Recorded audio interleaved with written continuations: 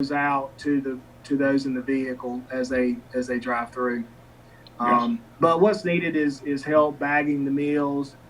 There is a tent that we set up and some tables, so that needs to be set up. Helping direct traffic, things like that. But Chris Kelly from our club, is organizing the event. And he's asked if we could help. They don't have as many volunteers as they used to, so I suggest that we would help on try to get some members to help on that Tuesday. From a membership standpoint, is this something we can invite potential members to, or is this just for club members? Yeah, anybody can volunteer.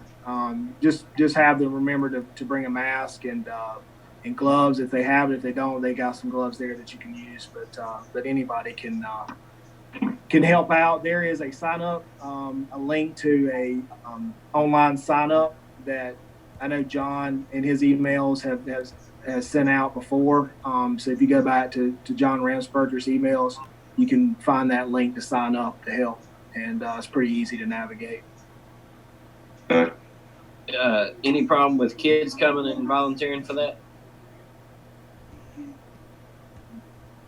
Patrick, I do not know if there's an age limit or any issue with kids helping out. I had to go and look at. I know that they have a waiver that you have to fill out, and I can't remember if there was an age limit or anything like that on that waiver. Okay.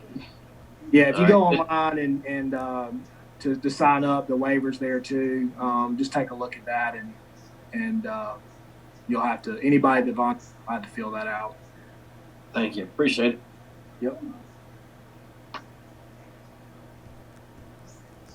Okay, any other announcements, or how about any brags? And just so you know, we now have an account set up with Venmo. What's the account name? Jonesboro Rotary.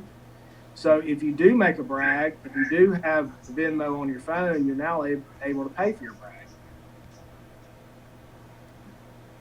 So, anybody have any brags? I do.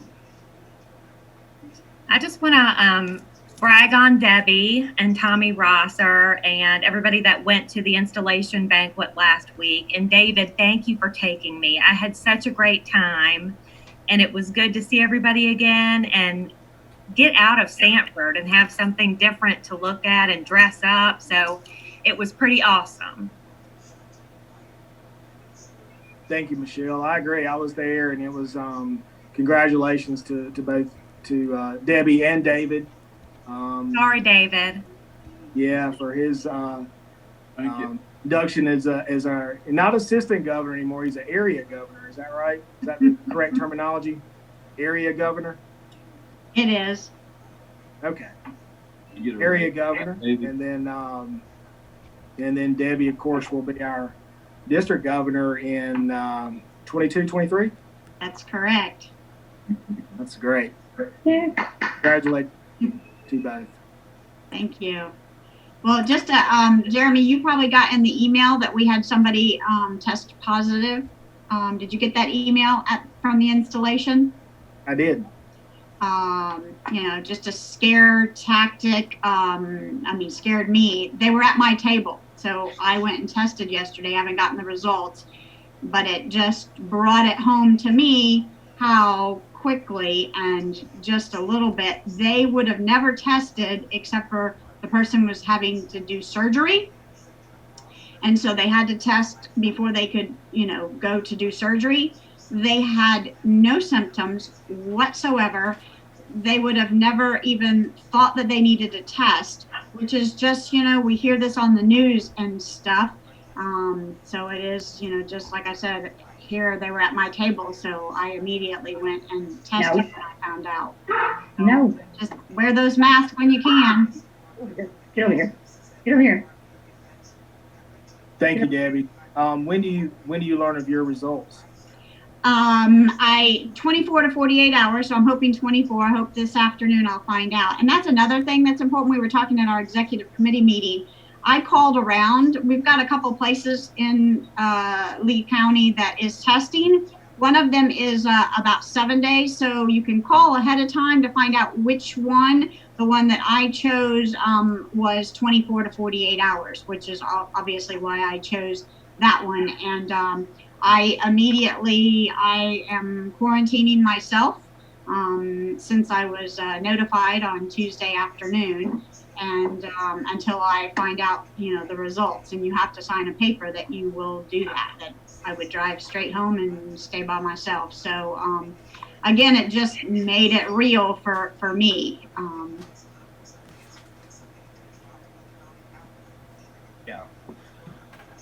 Well, hope everything comes out okay. And it is, scary times right now with COVID and everything that's going on. So we're going to continue to do these Zoom meetings for the foreseeable future to try to prevent that from happening. And we are going to have some socials, but we're going to do them outside and use all our social distance techniques to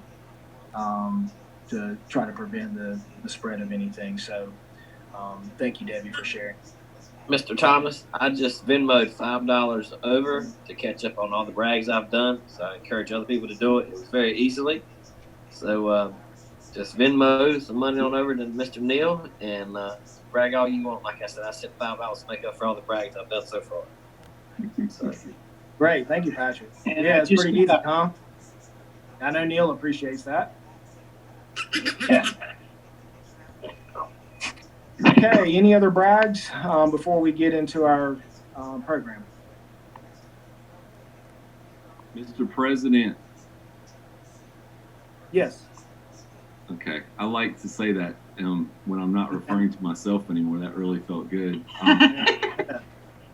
Yeah, actually, I do have a brag. Well, it's a brag, and it is an announcement, and also some well-deserved recognition. So all three of those things together. But Jeremy, I wanted to let you know that the board recently convened and voted to recognize you as the 2019-20 Jonesboro Rotarian of the Year. We were extremely excited to do that, and all the board, it was a unanimous decision. We've got many outstanding members in this club, but a lot of the comments from the board came back in support and recognition of the membership work that you've done this year, the time that you've put in to get that satellite club successfully going off the ground, energizing a younger base of Rotarians that are now more involved in not only our satellite club, but also coming on and beginning to take the lead in some projects that we've seen so far. And just all the support that you gave me last year, assisting as incoming president, the leadership and enthusiasm. And we are so appreciative of what you've done. And I appreciate, again, you kind of being my go-to guy and helping me to have what I felt like was a successful year. So we are thrilled to recognize you as that. The board threw around some ideas about what we could do. Obviously, we can't do some of the same awards and recognition as we could in person when we're doing it virtually. So there was some discussion of, a couple $1,000 cash, but then I said, he doesn't really need the money, so we're not going to work about that. Neil would kind of cringe when we said that. So what we decided on after much deliberation is we would like to award you an honorary Paul Harris Fellowship. And of course, you are already a Paul Harris Fellow, but we thought it would be cool recognition for you to have this award and be able to recognize someone in your family as a Paul Harris Fellow, whether it be your mom, your dad, your fiance, son, daughter, whatever you think is appropriate. We thought that would be a cool way for you to share this honor with them too. So again, thank you, Jeremy, for all you did, and congratulations on this award. David Spivey is going to work on a little plaque or a little sign that you can put up with a can't even think about my words today. just a little display case, basically recognizing, and we'll see if we can get you a plaque done here down the road. So that's all I had to say about that. So congratulations. Wow, what an honor! I'm totally caught off guard by that. That's thank you all. I really appreciate it, and I, you know, love serving this club. This is a great club. We have some great members, and was happy to help you out, Bill. Last year, you did a great job as president, and I think we made some great strides. And I think even with the limitations we have now with the virus and being socially distant, I think we're going to not abandon our goals for the future, but we're going to continue to strive to add new members and to have good meetings with good programs and try to get together when we can in a socially distant way to see each other. I think that's important as well. But well, I'm very honored that you all would consider me, and wow, thank you, very nice. And I would like to add kudos to Bill and Jeremy and our club for a positive membership. There were only a few clubs in our district that were positive for year end. And our district was only one of two in Zone 33 that had a positive outcome for the year. So kudos again to you gentlemen for our club being one of the few that helped this district be positive. So awesome. Thank you, Debbie. Yeah, that's good news, and that's something that needs to be shared with everybody. Had a role in growing our membership, and like I said, we want to try to continue on that path, even with the limitations that we have. But we're very excited about the future of Jonesboro Rotary, and thank you again. Okay, well, on that note, I think we will turn to our program. I'm going to let Bill Stone introduce Meredith for us. All right. Thank you, President Jeremy. Yeah, we are really excited today to have Meredith Favre giving our program. Meredith is interning with us this summer. She is a graduate student in entomology at NC State University. And Meredith has done an outstanding job this year and has really jumped into a number of projects and been such an asset to us here in our Lee County office. She is, this is kind of a second career pursuit for her, and she might talk a little bit about that as she gets into her presentation. But she is looking to finish up her graduate degree here before too long and is considering a career with cooperative extension, and I think she will be a great asset to our organization. And like I said earlier, we've really been fortunate to have her with us this summer, as she's just been great to work with. And she's worked very closely with Minda Daughtry, who of course is our horticulture agent and a member of this club, and Minda's on here today. So thank you also to Minda for bringing Meredith in and having so many great projects that she's been able to work on with you as well. So with that being said, I will go ahead and turn it over to Meredith.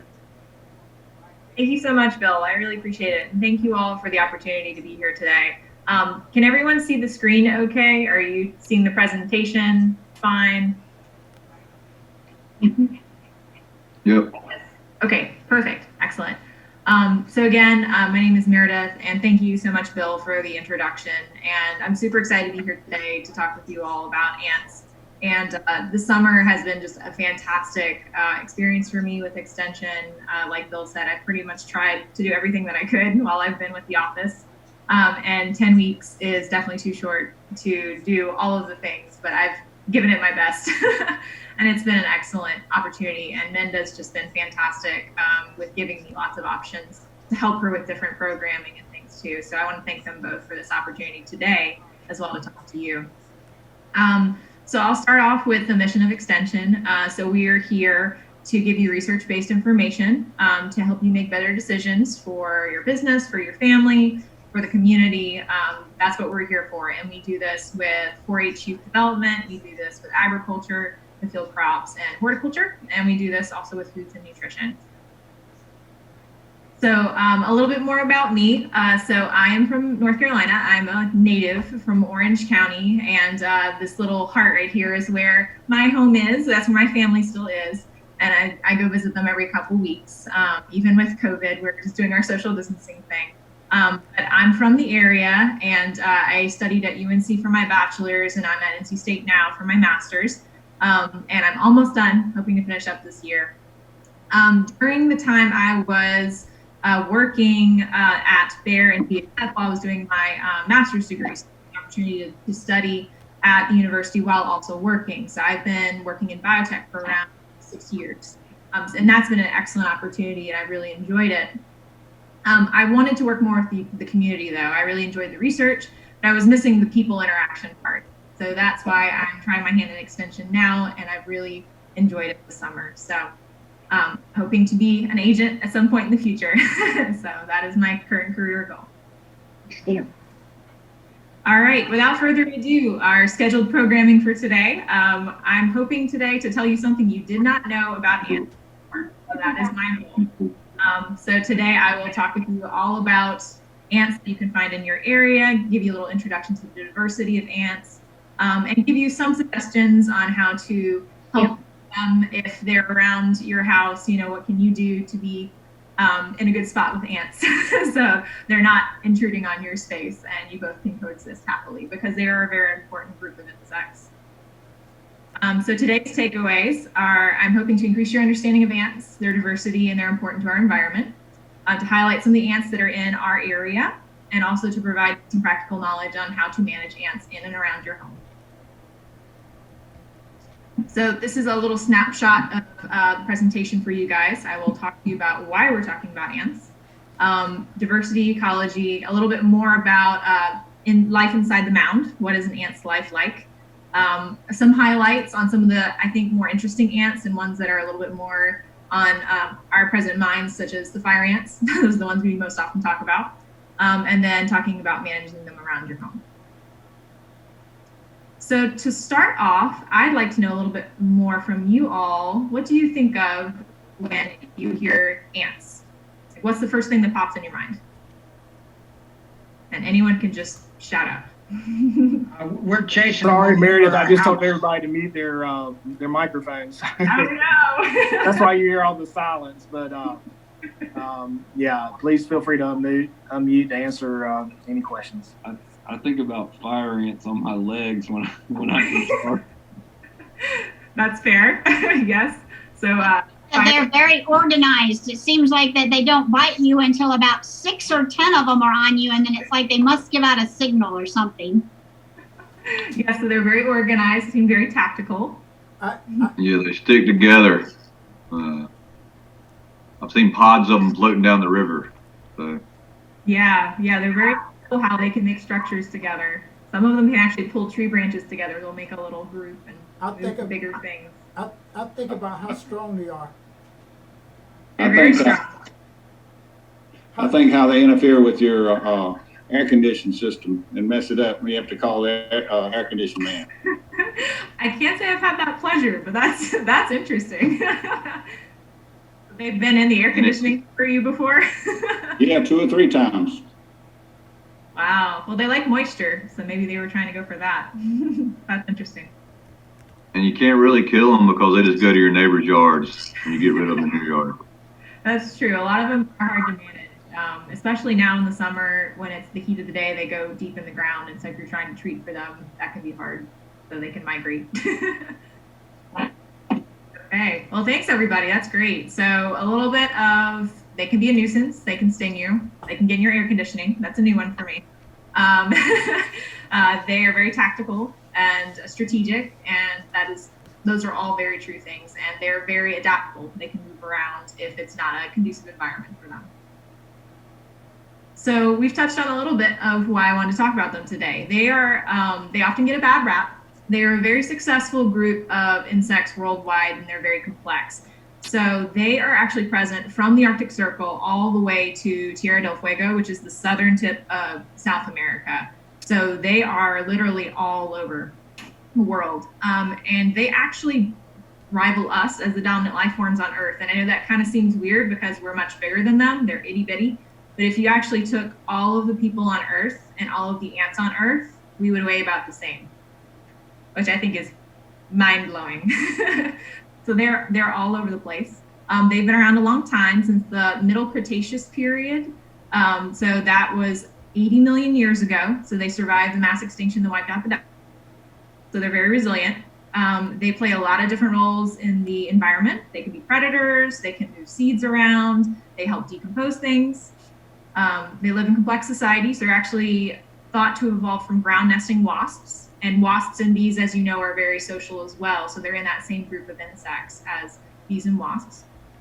And they use the kind of a collective intelligence to forage around, use chemicals to help keep each other in line and alert people or alert others if there's an intruder. So they're very complex.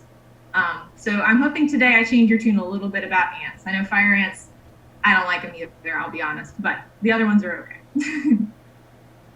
And actually this group is such a successful group, and a lot of people are crazy about them. They had their own debut in Raleigh in 2016. They were the focus insect of the Bug Fest event, which happens every year. I think this year they're not going to do it because of COVID, unfortunately.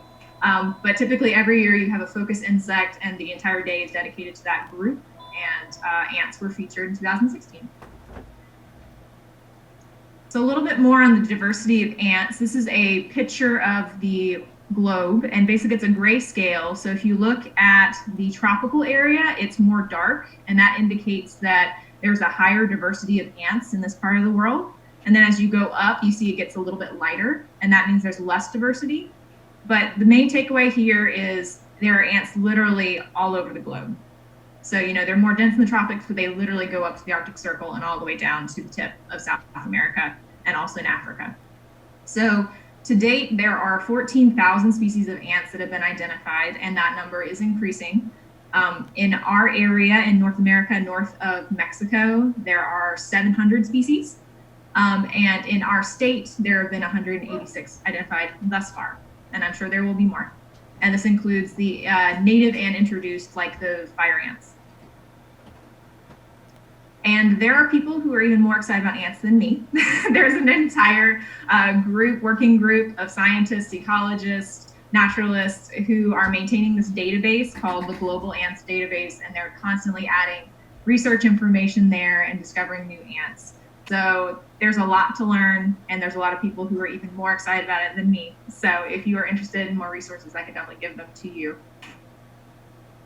There's actually a lab at NC State, Rob Dunn's lab, and they've done some really fantastic resources on ants.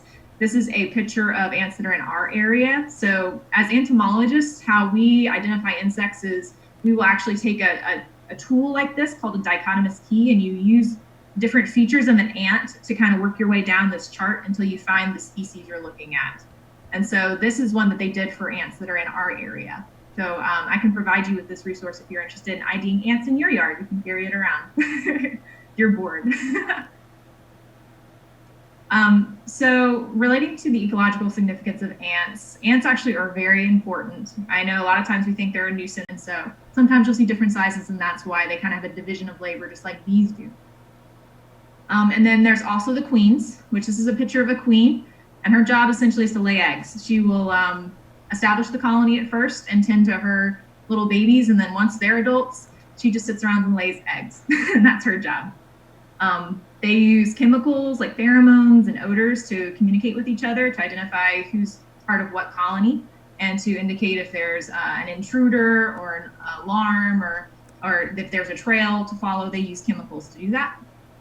And they can establish new colonies by either swarming, so you have flying ants that come out in spring to establish new colonies, or they can actually migrate to a new area if their area is not conducive for their colony. I could literally spend the entire day talking to you about ants, and I'm sure you have other things to do with your time. But this is just a snapshot of kind of the different varieties of ants that there are. Harvester ants are typically in arid environments. They're in deserts, and they often eat a lot of seeds. Army ants are nomadic. They actually don't have a permanent nest and just move around.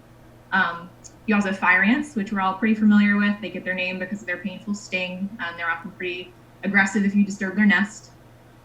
Slave maker ants are actually ants that will go into another colony, grab the larva and the pupa of that colony and bring them back to the nest and have those immatures develop and help them with their colony. Leafcutter ants get their name because they cut these little leaf holes, and they actually will grow fungus on it. And I'll talk a little bit more about those. Those are really interesting ants. You have carpenter ants, which get their name because they tunnel through wood. Typically, if you have carpenter ants in your house, they like moist rotting wood, so you might have a moisture issue if you see carpenter ants in the house. Thief ants will go in and steal other ants' supplies. They're a lot smaller and they can get away in smaller tunnels. Weaver ants actually will make masses together. So this was the ant group I was saying that could pull branches. They actually will come like this chain and pull branches. They live in the trees and they spin silk. And then honeypot ants actually collect a lot of like sugary fluid from other insects that secrete kind of sugary stuff and will make their abdomen full of almost like this honey. So that's why they're called a honeypot ant. So to highlight two different groups of ants for you today, one is this fungus growing leafcutter ants. And so these are actually ant gardeners. So they actually will take leaves, bring them back to their nest and cultivate fungal gardens. And they do this because the fungus breaks down cellulose, which is that fibery stuff in leaves, and produces sugars. And that's what the ants like to eat. And so the ants are essentially gardening this fungus and protecting it from other invading fungus, and the fungus is providing food for the ants. And so it's a mutually beneficial relationship. And these gardens can be up to 3 feet down on the ground, so they can be pretty elaborate. There actually was an exhibit at the Museum of Life and Science in Durham that had this fungal gallery. You could actually see the ants moving in and out, and it was really, really cool. I'm pretty sure it's gone now because I looked for a picture of it to include here. But these are very interesting groups, and they actually will recycle old material from their gardens and make new gardens. So it's this constantly spreading fungal gallery. And you can actually find them here in the Carolinas. They're often found in the southern states, but they come up as far north as our area. So now we'll talk a little bit more about the ants that, you know, the ones we don't necessarily like to have in our yard, in our houses, things like that. So ants tend to invade homes if there's food and water that they can get to. So, you know, if it's conducive for them, they come in, they like the air conditioning, they like sugary stuff or food that's on our counters, and that's why they can be a pest. They can damage wood. Like I said before, the carpenter ants can tunnel through wood. So often they will come into a house if there's water damage. If you have a leak and they find some nice rotten wood to start chewing on to make some tunnels, then they can do that. They actually will protect aphids because, like I said before, they like really sugary foods. And so aphids will produce this kind of sugar when they're on your garden plants. And so they can actually protect aphids that are in your garden. Some of them can sting, like our fire ants, and some are invasive. Again, fire ants are one of those ants that has really spread all over our state. And so that leads me to the fire ant, our least favorite ant probably. So this fire ant in particular that we have in this area is called a Solenopsis invicta, and it is native to Brazil. It is in 75 out of 100 of our counties. And I think in 2019, Vance, Orange, and Davidson were included in this quarantine area. And basically what that means is there are ants, fire ants in this area, and they travel around basically on landscaping material, so sod, wheat, nursery stock, so like bushes and things. And so basically any of the counties, including ours, that is in this quarantine area, if we want to ship things out into an area that's not in quarantine, there has to be inspection of those materials just to make sure the ants are not going to be hitchhiking on those materials. They get their name because their stings are pretty painful. They're typically not fatal for most. If you're very allergic, like to bee stings and things like that, you might be more predisposed to having an adverse reaction to them. But for most of us, it's just a painful sting, but it is something to keep in mind. And eradication can be difficult, but they can be managed. There are insecticides that you can use. It's recommended to treat the mounds individually versus doing a broadcast, and trying to do it, especially in the summer, when it's in the morning or in the evening, because the ants are going to go underneath in the ground when it's really hot outside. Like, we don't like to go out when it's 12, noon, because it's hot, and their ants are the same way. So if you're going to apply any product to try to get rid of them, it's best to do it in the morning when the ants are more active, because they have to come in contact with it. And if they're deep in the ground, they're not going to do that. And so the mounds, if you have not seen them before, they typically in clay look like these kind of symmetrical domes. In more sandy areas, it can be a little bit more regular, and they can be kind of hiding underneath grass and stuff. So you just have to be careful sometimes when you're walking around, because they can be around. Like, I actually got stung on Tuesday. I was digging and got stung because they're itty bitty. They're about 1/8 of an inch, and they're this reddish brown color, and they can sneak up on you kind of. I know Minda's had to jump out of her boots a couple times before as well. So that leads me to kind of wrapping things up. What can you do if you do find ants around your home, if you suspect they might be coming in? So it's best to use a combination of control methods. So basically there's 4 different things you can do. First is inspect. You need to know if ants are actually coming into your house or if they're just in the yard. And most of the time they're going to just be in your yard and they're just around. So what's good to do is to inspect the foundation of your house to look for any cracks or things. You have any leaky spigots, just to see if there might be ways ants can be getting into your house if you're seeing them in your home. Another thing you can do is actually take bottle caps and fill them full of honey and water, and the ants will actually come to them. And then at the end of the day, see where the ant trails go. If they're going out into your yard, you don't have a colony in your house. If you can't see where they're going, they might be coming into the house. So that might be an indicator that they're in your house. If you see some activity, and you can't locate the mound in your yard. The second thing you can do is sanitation. So keeping food off your counters, cleaning up spills very quickly, rinsing out your recycled containers. I know fire ants particularly like oily foods and fatty foods, and so they can actually go into trash cans. So it's good to change your trash out pretty frequently if you do have fire ants around, and to keep the areas around your trash cans clean. So just trying to clean up and deter ants from even coming in. Leaky faucets they also like because they need to drink. Habitat modification. So for us, keeping wood and piles of stones and things away from your foundation, because essentially that's where like the carpenter ants want to live. So the more things you can keep away, like mulch, wood, piles of rocks from your home, and keep them further away in your yard, that's a better way to discourage ants from coming into your home. And then if you do have ants that come in and they are infesting the house, there are pesticides you can use.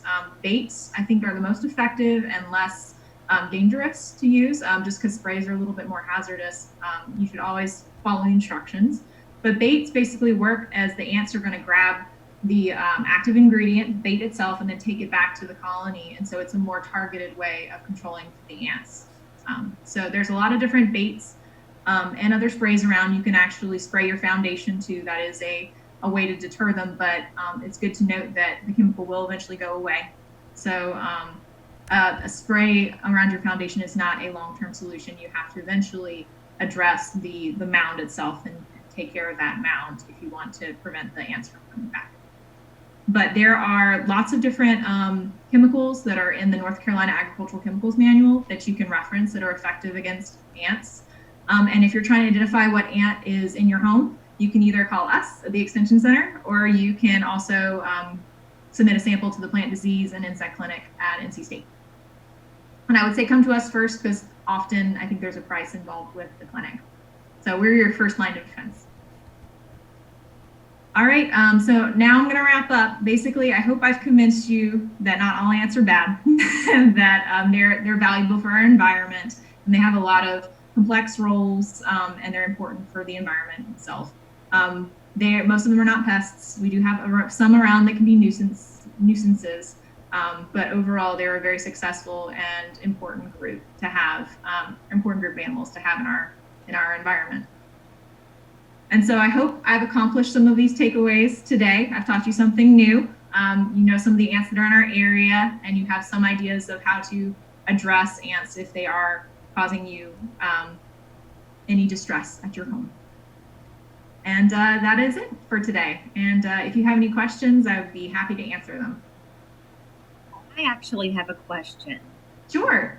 I have chickens at home, and the other day I noticed that, and we live on a farm, so we have mounds of fire ants all the time, and you put something on it and they just move. Well, this time they actually tried to start building a colony in the fenced-in area around the coop.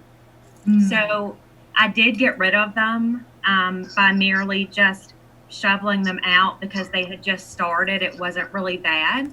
But what can I use if they come back and make a bigger nest that won't hurt my chickens?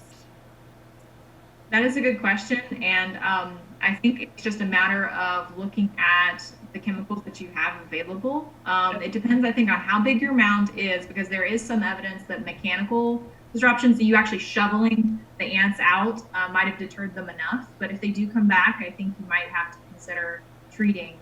But if Minda, if you have any suggestions as well. The first thing that I would do is you got to be a home wrecker and make it a happy place for them to be, make it easy picking somewhere else. So if it's inside your chicken coop, chicken area, and they just started, then hose them down. Okay. A lot, frequently, so that they'll get the hint and move to easier sites. Okay. Because I know you're going to have concerns about the chemistry around the chickens. Oh yeah, but I mean, my chickens are spoiled. I certainly don't want anything to happen to them. So yeah. Is your chicken food? Is it hanging or is it on the ground? I'm sorry. The coop. The food. Your food. Oh, your food is in the coop hanging. Okay. Yeah. Keep an eye on the food because like I said, make it so that they don't want to be somewhere. And if there's free food and shelter, well, that's where they're going to want to be. Yeah. Okay. Thank you. Is your watering system also kind of like a free system, or is it something that is more closed off to the ants? Because they probably like water as well. It's closed off. It's in the coop too, and it hangs too. Okay. Yes, but there's nothing, sitting on the floor of the coop or the ground outside of the coop. Okay. That sounds good then. Sounds like you're in a good spot. Yay. Thank you. Meredith or Minda, are y'all familiar with using rice as a possible way to get rid of ants? I have heard that. I have too. It does not work. The thinking on that was that the ants are going to eat the rice and they're going to swell. The rice is going to swell up and explode the ant. That's not going to happen. Typically, the way that got established is when people would be putting out their rice and disturbing the mound, then that would kind of be home wrecker activity, and the ants would relocate and just start over again when there wasn't some interfering human. It really didn't have a whole lot to do with the rice itself as a kind of a chemical deterrent. The activity was a physical deterrent, but the rice itself was not. Yeah, and I think other people have also said grits, and it's the same thing with grits and rice. It doesn't necessarily work. And have you heard also, I've heard about baby powder, if you put that like on the top of a mound. I can't remember what they were saying about why that was effective immediately. Borax is in some of the treatments where you can use it for inside ants because particles in borax have, at the ant level, extremely sharp edges. So that has a tendency to act like a slice and dice on the outside of the ants. However, we are in a hot, humid environment, and borax can get kind of softened up, so the sharp edges, not so sharp. But baby powder, talcum, not really. Again, probably interference with their living situation more than any kind of a chemical deterrent.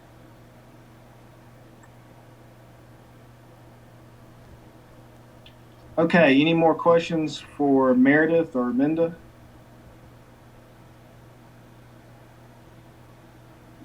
I have one.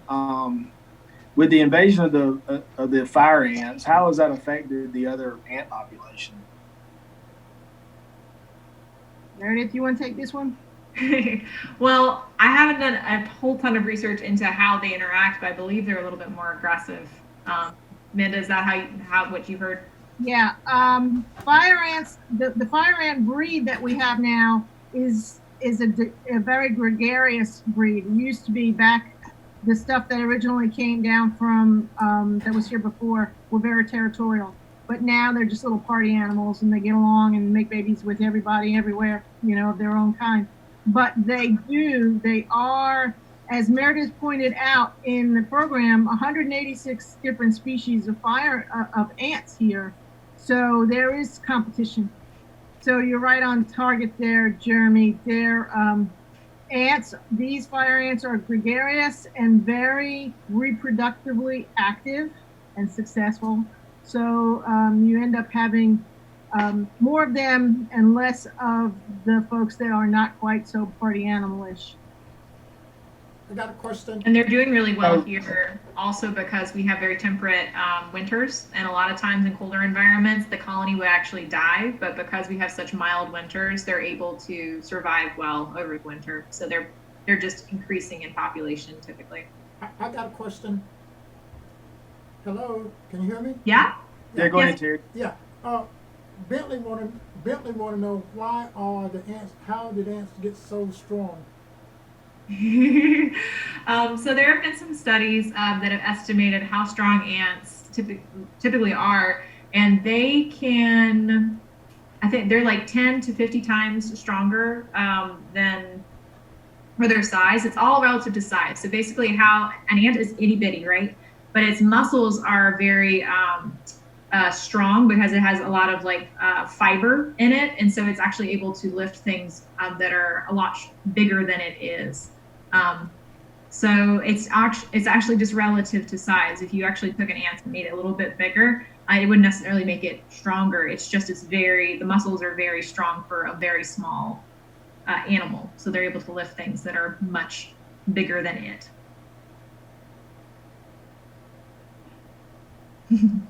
I've got one more question about the fire ants. Are you expecting the population to get worse, better, or have things stabilized? It's a good question, and honestly, I think it's continuing to spread. So last year, 3 counties were included in the quarantine zone, and they might continue to spread through the state. So I think it just depends on if we continue to have really mild winters. I think it is going to be kind of difficult. And what about the density? I mean, right now, I typically have 3 or 4 mounds in my yard. Could I expect that to get worse, or is that going to be pretty normal? If you don't treat them, or if you don't deal with them, they're going to keep making babies and spreading and more colonies and swarming. So you have to kill the queen who's laying the eggs. If you don't kill the egg maker, then it's over with. But if you kill the egg maker, then you can decrease that population. But you have to make sure that you wipe out the queen. Mm-hmm. And typically, the reproductive, so the males and females, they'll come out and make new colonies. That's typically in the spring. So, if you can treat your mounds before next spring, that can really help. But again, like, they don't have any natural enemies. They're invasive. If you don't actually work on them, there's not really any other animals that are going to, so their population can't really be checked unless we're checking it for them. And Mindy, how do you kill the queen? Well, you see, she like Meredith just told you in the presentation, she just lays there down underneath, and it gets pampered by the worker ants and fed, and she lays the eggs. So the bait that she mentioned, especially the ants like fatty, lipid-based kind of stuff. So when you buy the bait, a lot of times that's why it has to be fresh bait. Not something that's been sitting out in the shed in 100-degree heat, because nobody likes to eat rancid butter. So you need to have fresh bait and put it out there. There's a potato chip test and all kinds of information we can share with you to make sure you get your timing right. But the ants, the foraging ants, will get hold of that bait because it's got that fatty component to it, and they're like, oh yeah, good, and take it all the way down, and feed the other ants in the colony. And you saw it in her presentation, they feed the queen.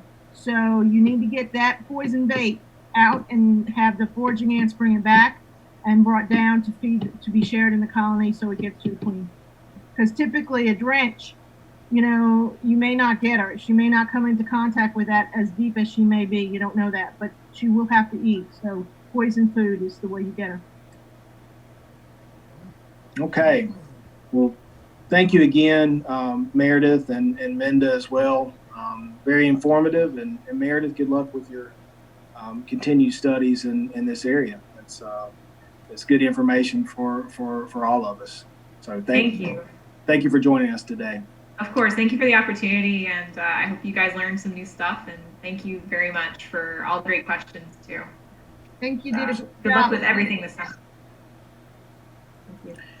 Okay, do we have a volunteer to close the meeting out and lead us in the four-way test and pledge of allegiance? Bentley, I'm trying to see who's got the four-way test memorized. Bentley. I know Larry does. Larry Aiken, that is. I'll do it. Okay, Debbie? I didn't agree. That was Michelle, I think, but I can do Oh, it. Michelle. Okay, sorry. Don't All right, want to take it Michelle, from her. yes. All right, so I'm sorry, do I need to do the four-way test first and then the Pledge of Allegiance? Yeah, that'd be great. Okay. All right, the four-way test of the things we think, say, or do. First, is it the truth? Is it fair to all concerned? Will it build goodwill and better friendships? Will it be beneficial to all concerned? All right, we'll stand for the pledge. All right, I pledge allegiance to the flag of the United States of America and to the republic for which it stands, one nation, under God, indivisible, with liberty and justice for all.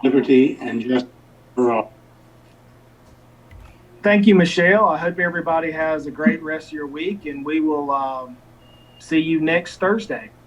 Okay. Goodbye. Bye, everybody. Bye. Bye, Stay David. cool, y'all. Bye-bye.